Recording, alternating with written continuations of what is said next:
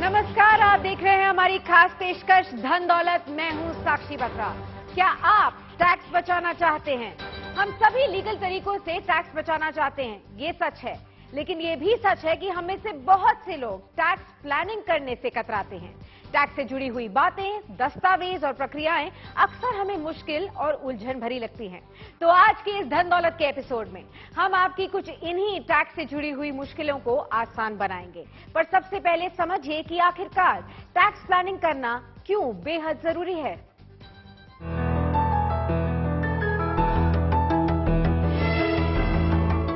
जीवन में अगर प्लानिंग के साथ कदम आगे बढ़ाया जाए तो बहुत सारी परेशानियां काफी हद तक कम हो जाती हैं। इनकम टैक्स बचाने में भी यही फॉर्मूला लागू होता है। फाइनेंशियल ईयर खत्म होने में करीब 6 महीने का वक्त है।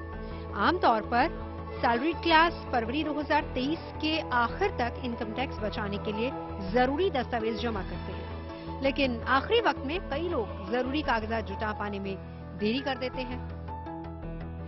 ऐसे में इनकम टैक्स डिपार्टमेंट की ओर से सैलरी में बड़ा डिडक्शन कर दिया जाता है, जिससे बजट के बिगड़ने का खतरा पैदा हो जाता है। लिहाजा अभी से ही टैक्स में बचत के लिए उपाय शुरू कर देने चाहिए। साल 2022-23 के लिए इनकम टैक्स छूट पाने के लिए आप 31 मार्च तक कुछ खास स्कीमों में निवेश कर सकते हैं। ज्यादातर लोगों को टैक्स छूट पाने के लिए सेक्शन 80C और 80D की जानकारी तो रहती ही है, लेकिन इसके अलावा भी इनकम टैक्स एक्ट में ऐसे कई सेक्शंस हैं जिनकी मदद से आप इनकम टैक्स में छूट पा सकते हैं। आज हम आपको इनकम टैक्स में छूट दिलाने के उन तरीकों और सेक्शंस के बारे में बताएंगे जो आपको ज्यादा से ज्यादा टैक्स बचाने में मददगार हो। अगर आप एक नौकरी पेशा व्यक्ति हैं, तो आपको देना पड़ता है इनकम टैक्स अपने इनकम टैक्स स्लैब के हिसाब से। तो पहले जानिए कि आप कौन से इनकम टैक्स स्लैब में आते हैं। साल 2020 से सैलरी क्लास के पास अब इनकम टैक्स भरने के 2 ऑप्शंस हैं, पुराना और नया टैक्स रेजीम। तो चलिए देखते हैं इन दोनों में फर्क क्या है। अगर आपकी सालाना आय 2.5 लाख रुपए से कम है तो दोनों ही टैक्स रेजीम्स में आपको कोई भी इनकम टैक्स भरना नहीं होता, यानी कि आप 0% टैक्स स्लैब में आते हैं। अगर आपकी सालाना आय 2.5 लाख रुपए से लेकर 5 लाख रुपए के बीच में है तो दोनों ही केसेस में आपको 5% टैक्स देना पड़ेगा। लेकिन अगर आपकी आय 5 लाख रुपए से 7 लाख रुपए के बीच है तो पुरानी रेजीम में आप पर 20% और नए रेजीम में आप पर 10% तक का टैक्स बनता है। अगर आपकी आय 7.5 लाख रुपए से 10 लाख रुपए की आय पर है तो डेफिनेटली पुराने रेजीम में आपको 20% तक का ज्यादा रिटर्न देना पड़ेगा, लेकिन दूसरी रेजीम में जो नई रेजीम है उसमें आपको 15% तक का टैक्स भरना पड़ेगा। अगर आपकी सालाना आय 10 लाख रुपए से ऊपर है और आपने पुराना टैक्स रेजीम चुना हुआ है तो आपको हर हाल में 30% तक का इनकम टैक्स भरना पड़ेगा। वहीं नए रेजीम में 10 लाख रुपए से 15 लाख रुपए और उसके ऊपर की आय पर 20%, 25% और 30% तक का टैक्स लागू होता है। अब इन दोनों टैक्स स्लैब्स में से आपके लिए बेहतर कौन सा है, ये जानने के लिए स्वागत करते हैं आज के हमारे खास मेहमान का। गौरी चड्ढा है हमारे साथ, जो कि एक जानी मानी टैक्स एक्सपर्ट हैं। गौरी जी, बहुत बहुत स्वागत है आपका धन दौलत पर, और आपके पसंदीदा टॉपिक पर हम आज बात भी कर रहे हैं। तो सबसे पहले हमारे दर्शकों को ये बताइए, जो कि अक्सर लोग कंफ्यूज हो जाते हैं कि आखिरकार कौन सा टैक्स स्लैब उनके लिए बेहतर है, किस में मिलती है ज्यादा टैक्स छूट और किस में उनको सबसे ज्यादा फायदा होगा। Thank you Sakshi for having me on the show. तो अगर हम बात करें 2 टैक्स स्लैब्स की, तो सबसे पहले है ओल्ड रिजिम, कई सालों से चलता आ रहा है, जिसके अंदर हमें कुछ एग्जम्पशंस मिलती हैं, कुछ डिडक्शंस मिलती हैं। अगर हम उन्हें क्लेम करना चाहें तो हम कहीं निवेश करके या कुछ एक्सपेंसेस करके उनका फायदा उठा सकते हैं और हमारा जो टैक्स रेट है, जो टैक्स है, वो कम हो जाता है। तो अगर हम बात करें न्यू रिजिम की, तो न्यू रिजिम में हमें कोई भी डिडक्शन या एग्जेम्पशन कुछ भी नहीं मिलती है, लेकिन हमें स्लैब का बेनिफिट मिलता है, यानी कि कम गैप पे कम रेट होता है। हर 2.5 लाख के गैप पे 5% का रेट बढ़ जाता है, which is lesser than the old regime. तो ये फर्क है ओल्ड और न्यू में, लेकिन हर एक के लिए एक रिजीम बेनिफिशियल नहीं है, डिपेंड करता है किस केस में कौन सी रिजीम बेटर है। ठीक है, तो हर टैक्स स्लैब के हिसाब से ये डिसाइड करना बेहतर होगा कि आपके लिए कौन सी टैक्स रेजीम है। हम आगे भी इसके बारे में बात करेंगे। तो गौरी जी ये बताइए कि टैक्स प्लानिंग का सही वक्त क्या है? कई लोग हम देखते हैं कि मार्च तक के लिए वेट करते हैं अपनी टैक्स प्लानिंग, टैक्स सेविंग के लिए। तो ऐसे में ये बताइए कि उन लोगों को लगता है कि काम तो चल ही रहा है लास्ट मिनट पे भी टैक्स सेव करके, टैक्स प्लान करके, लेकिन कौन से बेनिफिट्स वो खो बैठते हैं ऐसे में? देखिए, सबसे पहले तो जो टैक्स प्लानिंग का सही समय है वो होता है 1 अप्रैल से आपको शुरू करना है। पहले ही महीने में आपको अपनी इनकम का एस्टिमेट लगाना है कि इतनी आपको इनकम होगी और इतनी इतनी आपको बचत करनी है, इतनी आपको इन्वेस्टमेंट्स करनी है। और आपको स्पेशली क्योंकि आपके पास 2 रिजीम है, तो अगर आपको न्यू रिजीम में जाना है तो आपको कुछ जो इन्वेस्टमेंट्स आप यूजुअली करते हैं ATC, ATD, जो आप नहीं करना चाहते अब, तो वो आपको करने की जरूरत ही नहीं है। लेकिन अगर आप ओल्ड का फायदा उठाना चाह रहे हैं और आप कहीं जाके मार्च में निवेश करते हैं, तो मार्च में एक बार पूरे साल का जो इंटरेस्ट है वो लूज करते हैं, कंपाउंडिंग का फायदा आपको नहीं होता है।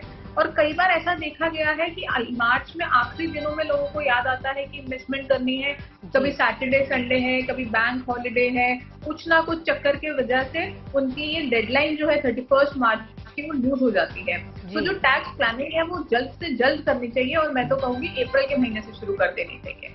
ठीक है, तो अप्रैल का महीना तो नहीं, अब तो सितंबर का महीना भी आ चुका है, यानी कि ऑलरेडी बहुत सारा समय जा चुका है। हम half year of financial year पे बैठे हुए हैं, तो अभी भी बहुत कम टाइम है। लेकिन अगर आपने नहीं किया है तो अभी से शुरू कर सकते हैं। तो टैक्स पे जाने के लिए गौरी जी ये बताइए कि अक्सर हमें 2 ऑप्शंस मिलते हैं, टैक्स एग्जेम्पशन का भी फायदा उठाना होता है, साथ ही साथ टैक्स डिडक्शन का भी। तो इन दोनों में डिफरेंस क्या होता है, ये समझाइए। जी, बहुत अच्छा सवाल पूछा आपने साक्षी, क्योंकि अक्सर लोग कंफ्यूज रहते हैं कि एग्जेम्पशन और डिडक्शन में फर्क क्या है। जी, तो जो एग्जेम्पशन होती है वो आपकी इनकम का पार्ट ही नहीं बनती। वो आपकी, जैसे HRA की बात करें या हम एजुकेशन अलाउंस की बात करें, हम LTA की बात करें, ये आपकी इनकम में ऐड नहीं होती है, ये आपकी इनकम का पार्ट नहीं बनती है। आपको ये एग्जेम्पशन पहले ही मिल जाती है। यूजुअली ये सेक्शन 10 में कवर्ड होती है। और अगर हम बात करें डिडक्शन की, तो डिडक्शन यानी कि आपकी इनकम में से डिडक्ट होगा जो अमाउंट, उसको हम डिडक्शंस बोलते हैं। जैसे कि ATC, ATD, 80 फैमिली पूरे आप ले लीजिए, उसके अलावा कुछ और डिडक्शंस भी हैं। तो डिडक्शन आपकी टोटल इनकम में से माइनस होने के बाद आपको जो टैक्स, जो इनकम बचती है उस पर टैक्स देना होता है। ठीक है, अब ये भी गौरी जी बताइए, आपने जैसे बताया कि टैक्स प्लानिंग का सबसे सही समय है फाइनेंशियल ईयर की शुरुआत में, यानी कि 1 अप्रैल से जब शुरुआत होती है फाइनेंशियल ईयर की, तभी से आपको टैक्स प्लानिंग कर देनी चाहिए। लेकिन टैक्स से जुड़ी हुई साल भर में भी बहुत सारी ऐसी इंपॉर्टेंट डेट्स होती हैं जिनका अक्सर लोगों को नहीं पता होता। तो अगर आज वो पेन और पेपर लेकर बैठे हैं तो आप वो डेट जरूर बता दीजिए। देखिए, सबसे पहले तो आपको जो इन्वेस्टमेंट है अपनी वो प्लान करनी है। उसके अलावा अगर आप बिजनेस कर रहे हैं या आप कोई सैलरी पर्सन है लेकिन आपकी कोई और इनकम भी है, जैसे रेंटल इनकम है, इंटरेस्ट से इनकम है, काफी ह्यूज अमाउंट आता है, और आपका जो टैक्स टेबल है वो 10,000 से आपको ज्यादा देना है साल के एंड में, तो आपको एडवांस टैक्स भरना होता है। अभी एडवांस टैक्स की इंस्टॉलमेंट 15 सितंबर ही डेट थी जो आपको एडवांस टैक्स भरना था। अब आपको 2 इंस्टॉलमेंट्स अभी और हैं जो भरनी है। अगर आप ये नहीं भरते हैं तो आपको, जब आप एक्चुअल अपने रिटर्न भरेंगे और टैक्स जमा कराएंगे, 234A और B का आपको इंटरेस्ट देना होगा। इसके अलावा अगर आपका बैंक से TDS कटता है लेकिन आपकी इनकम इतनी नहीं है कि आपका TDS ना कटे, तो फॉर्म 15GH आपको साल के शुरुआत में ही भरना होता है ताकि बैंक आपका TDS ना काटे। क्योंकि अगर बैंक TDS काटेगा तो आपको रिटर्न भरने के बाद जब रिफंड आएगा तभी आप उसको ले पाएंगे, उससे पहले वो पैसा आपके पास नहीं रहेगा। जी, ये भी बहुत जरूरी बात है क्योंकि अक्सर लोग TDS का फैक्टर बिल्कुल भूल जाते हैं। तो ये जरूर ध्यान रखिए कि अगर बैंक TDS काट रहे हैं, अगर आपकी सालाना इनकम पे TDS नहीं लगना चाहिए तो पहले से ही अपने फॉर्म्स को भरकर आप सबमिट कर दीजिए। जैसे कि मैंने गौरी जी बताया कि आधा वित्त वर्ष तो बीत चुका है, लेकिन अगर अभी भी किसी ने टैक्स प्लानिंग शुरू नहीं की है तो वो शुरुआत अब कैसे करें, पहला कदम क्या होगा? पहले तो आपको असेस करना है कि आपकी कौन सी डिडक्शन ऐसी हैं जो ऑटोमेटिकली क्लेम हो जाती हैं। जैसे आप कोई बच्चों की ट्यूशन फीस पे कर रहे हैं स्कूल की, या आप कोई हाउसिंग लोन का प्रिंसिपल अमाउंट पे कर रहे हैं, इंटरेस्ट पे कर रहे हैं, ये चीजें ऑटोमेटिकली आपकी क्लेम हो जाती है क्योंकि ये खर्चे हैं और ये आप कर रहे हैं जी। इसके अलावा अगर आपके पास मार्जिन बचता है, जैसे यंग लोग होते हैं ना, उनको बच्चों की ट्यूशन फीस देनी है, ना उनका हाउसिंग लोन का रीपेमेंट है, कुछ भी नहीं है, जो इनकम है वो उनकी खुद के लिए है, खुद पे ही खर्चनी है, तो उनके ऑप्शन है कि वो ELSS स्कीम में जा सकते हैं। जो थोड़े से एजेड लोग होते हैं वो usually tax saver FD prefer करते हैं, यंग लोग थोड़ा ELSS में जाना चाहते हैं। तो बहुत सारे ऑप्शंस हैं जिसको यूज करके आप अपना टैक्स बचा सकते हैं। जी, आपने बिल्कुल सही कहा, क्योंकि मैं इसी सवाल पर आ रही थी कि बहुत सारे पॉपुलर ऑप्शंस हैं। कुछ ऑप्शंस के नाम आपने भी लिए, जैसे कि ATC, ATD और आपने HRA का भी नाम लिया। ये सबसे पॉपुलर ऑप्शंस हैं जो अक्सर सैलरी क्लास यूज भी करते हैं, लेकिन जिन लोगों ने अभी तक इसको एक्सरसाइज नहीं किया है उनके लिए आप ये बता दीजिए कि ये इन ऑप्शंस के जरिए कैसे टैक्स बचता है और कितना टैक्स बचता है। देखिए, जो HRA होता है, HRA आपको तब मिलता है जब आप किसी रेंटेड प्रॉपर्टी में रह रहे हैं जी। तो उसमें कैलकुलेशन होती है, उस कैलकुलेशन के हिसाब से आपको HRA का बेनिफिट मिलता है। ATC आपको 1.5 लाख का अमाउंट मिलता है जिसके अंदर बहुत सारी चीजें आती हैं। तो जो थोड़े से भी कई साल हो जाते हैं जिनको जॉब करते हुए, वो उसमें ऑलमोस्ट सब कुछ कवर कर लेते हैं और उनका ATC बड़ी आसानी से पूरा हो जाता है। ATD बहुत इंपॉर्टेंट सेक्शन है क्योंकि ATD मेडिक्लेम का सेक्शन है और मेडिक्लेम सबसे जरूरी चीज है आज के जमाने में। बिल्कुल। तो मेडिक्लेम आपका यूज हो जाता है। उसके अलावा आपने अगर हाउसिंग लोन लिया है तो सेक्शन 24 में आपको डिडक्शन मिलती है। सेल्फ ऑक्यूपाइड हाउस है तो 2 लाख तक की डिडक्शन मिलती है। लेट आउट प्रॉपर्टी है तो जितना भी आप इंटरेस्ट पे कर रहे हैं सारा का सारा आपको मिल जाता है।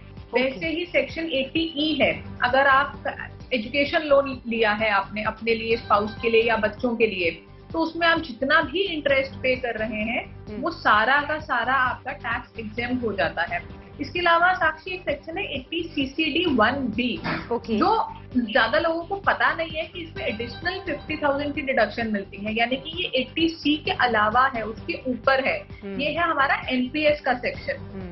तो NPS भी एक अच्छा निवेश का ऑप्शन हो सकता है अगर आप थोड़ा सा अपना टाइम होराइजन ज्यादा रखें, क्योंकि NPS से पैसा आप पूरा का पूरा आप नहीं निकाल सकते रिटायरमेंट तक। तो आप अगर 80CCD 1B का इस्तेमाल करना चाहें तो 50,000 आप एक्स्ट्रा इसमें इन्वेस्ट कर सकते हैं। और इसका मतलब ये हुआ कि अगर हम 50,000 इन्वेस्ट कर रहे हैं, 30% ब्रैकेट में आ रहे हैं, तो हम तकरीबन 15,000 का टैक्स इसमें बचा सकते हैं। और अगर आप 30% ब्रैकेट में आ रहे हैं तो जितना ज्यादा आप ऊपर जा रहे हैं आपका टैक्स उतना कम होता जाएगा। जी, ये आपने बहुत अच्छी बात बताई कि अक्सर लोग ATC को तो पूरी तरीके से क्लेम कर लेते हैं, 1.5 लाख रुपीस में सेव करके उसके ऊपर टैक्स डिडक्शन पा लेते हैं, लेकिन 80CCD 1B जो कि NPS का, नेशनल पेंशन स्कीम का फायदा है, वो उनको ओवर एंड अबव मिल सकता है। तो वो भी आप जरूर अपने फाइनेंशियल एडवाइजर या CA से बातचीत करके जरूर उसमें इन्वेस्ट कीजिए। साथ ही आपने एक बहुत इंपॉर्टेंट बात कही कि होम लोन पर भी टैक्स का फायदा मिल सकता है। अक्सर लोग कंफ्यूज हो जाते हैं कि इसमें ATC के तहत मिल रहा है, सेक्शन 24 के तहत मिल रहा है, तो इसको थोड़ा क्लैरिटी से बताइए कि जिन लोगों के पास होम लोन है उनको कितना फायदा मिलता है। जी साक्षी, देखिए इसमें 2 सेक्शंस हैं जो आपने दोनों का नाम लिया, ATC और सेक्शन 24। तो जो लोन होता है उसके 2 पार्ट्स होते हैं, एक प्रिंसिपल कंपोनेंट होता है और एक इंटरेस्ट का कंपोनेंट होता है। जी। तो जो प्रिंसिपल का कंपोनेंट होता है वो सेक्शन 80C में आपको डिडक्शन मिलती है, लेकिन 80C की ओवरऑल लिमिट तो 1.5 लाख ही है। तो अगर आप बाकी कहीं निवेश कर रहे हैं और प्रिंसिपल अमाउंट का रीपेमेंट भी कर रहे हैं तो सब कुछ मिला के आपको 1.5 लाख ही मिलेगा। वहीं अगर हम बात करें इंटरेस्ट की तो वो चला जाता है सेक्शन 24B में। तो अगर आपका सेल्फ ऑक्यूपाइड हाउस है तो आपको मैक्सिमम 2 लाख की डिडक्शन मिलेगी। और अगर आपका लेट आउट प्रॉपर्टी है, यानी कि आपने रेंट पे दिया हुआ है और आप उसकी इनकम डिक्लेयर कर रहे हैं, तो उसका आपका डिक्लेयर तो आपको करनी ही पड़ेगी। तो उस केस में आपको जो है जितना भी इंटरेस्ट आपने पे किया है वो सारा का सारा आपको डिडक्शन मिल जाएगी। ठीक है, तो ये तो हुई बहुत ही ज्यादा पॉपुलर ऑप्शंस के बारे में जो अक्सर आपने सुने होंगे। अगर आपने उसको अभी तक नहीं यूज किया है तो इन ऑप्शंस को आप यूज कर सकते हैं। लेकिन गौरी, बहुत से अनकॉमन टैक्स सेविंग ऑप्शंस हैं जिनका लोगों को अक्सर पता नहीं होता, वो कौन से ऑप्शंस हैं ये भी बताइए। देखिए साथी, सबसे पहले तो हम बात करें अगर इक्विटी की, तो इक्विटी में एक ऑप्शन है कि किसी सेक्शन के तहत नहीं आता, लेकिन हमारी एडवाइस रहती है कि आप जैसे अगर आप निवेश कर रहे हैं इक्विटी में, शेयर मार्केट में कर रहे हैं या म्यूचुअल फंड में निवेश कर रहे हैं और आपको प्रॉफिट होता है, तो ये तो लोग जानते ही होंगे कि 2018 से पहले इसके ऊपर लॉन्ग टर्म के ऊपर कोई टैक्स नहीं होता था, लेकिन 2018 में अरुण जेटली जी ने 10% का टैक्स लगा दिया और 1 लाख तक प्रॉफिट माफ कर दिया। तो आपको अगर ये टैक्स भी बताना है जो आपको 10% देना है 1 लाख के प्रॉफिट के ऊपर, तो हर साल आप अपना कुछ पैसा रिडीम कर सकते हैं जिसमें आपका 1 लाख तक का प्रॉफिट आप बुक कर लें और उसी पैसे को उसी दिन री इन्वेस्ट कर दें शेयर मार्केट में। और हर साल अगर आप 1-1 लाख का प्रॉफिट बुक करते रहेंगे तो जब आप एक्चुअल में पैसा रिडीम करेंगे तो या तो आपको कोई टैक्स नहीं देना पड़ेगा या आपको बहुत कम टैक्स देना पड़ेगा, क्योंकि आप हर साल 1-1 लाख को कॉस्ट ऑफ एक्विजिशन बना रहे हैं। इसके अलावा ज्यादातर लोगों को ये नहीं पता कि अगर आप HRA क्लेम कर रहे हैं और आपका कोई घर है जिसपे आपने लोन लिया हुआ है, तो दोनों को आप दोनों का बेनिफिट उठा सकते हैं। अगर आपका जो घर है वो आपको पोजीशन मिल चुकी है या आपको अब वो घर कंस्ट्रक्ट हो चुका है, तो आपको सेक्शन 24, 80C और साथ में HRA, ये तीनों का बेनिफिट आप एक साथ उठा सकते हैं। जी, और साथ ही मैं गौरी आपसे ये भी पूछना चाह रही थी कि अक्सर लोगों को ये नहीं पता होता कि कुछ मेडिकल बिल्स भी आप क्लेम कर सकते हैं टैक्स छूट पाने के लिए, और साथ ही साथ आप कुछ डोनेशंस अगर करते हैं तो उस पर भी टैक्स छूट मिल सकती है, उनके बारे में बताइए।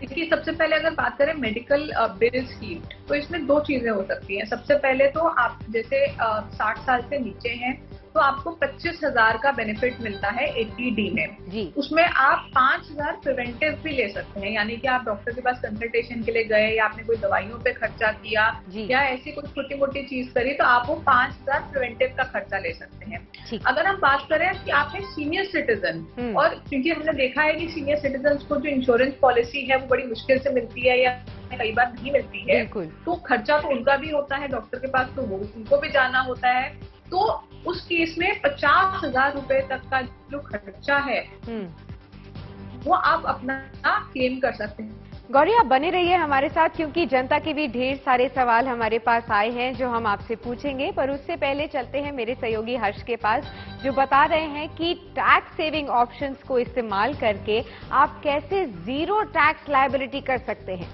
चलिए हर्ष, आप बताइए। शुक्रिया साक्षी।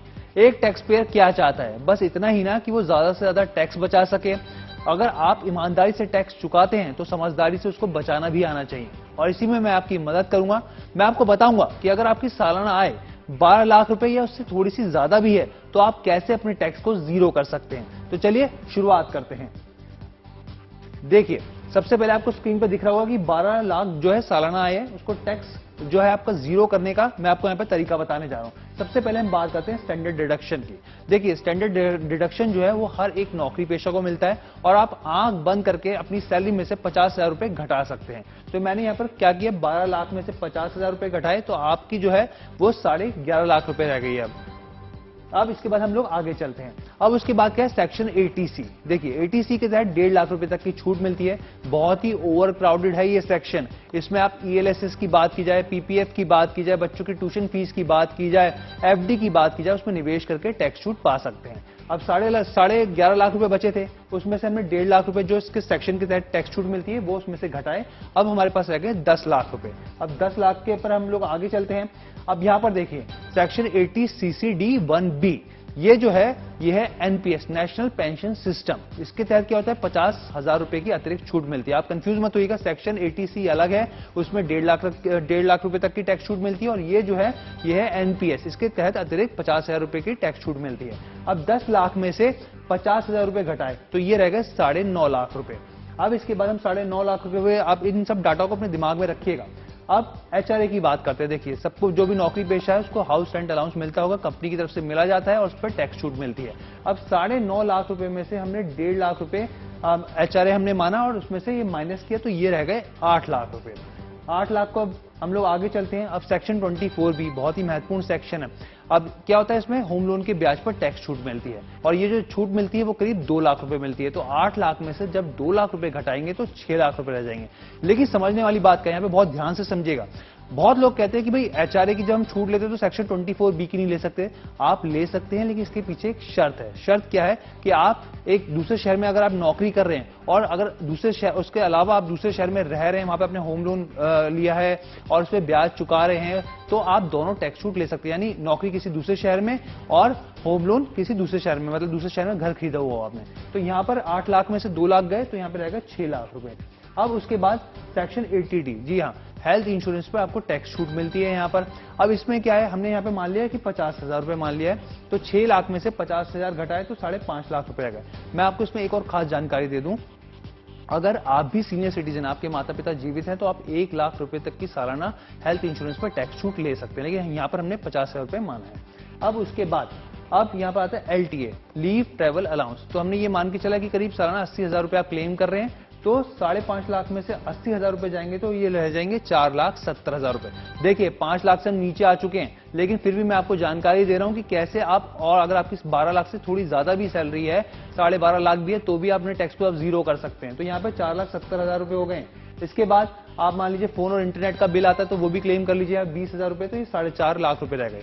अब सरकार का नियम ये कहता है कि अगर आप 5 लाख रुपए से आपकी सैलरी नीचे है तो सरकार उस पर फुल रिबेट देती है, यानी आपको 1 रुपया भी टैक्स नहीं चुकाना होगा।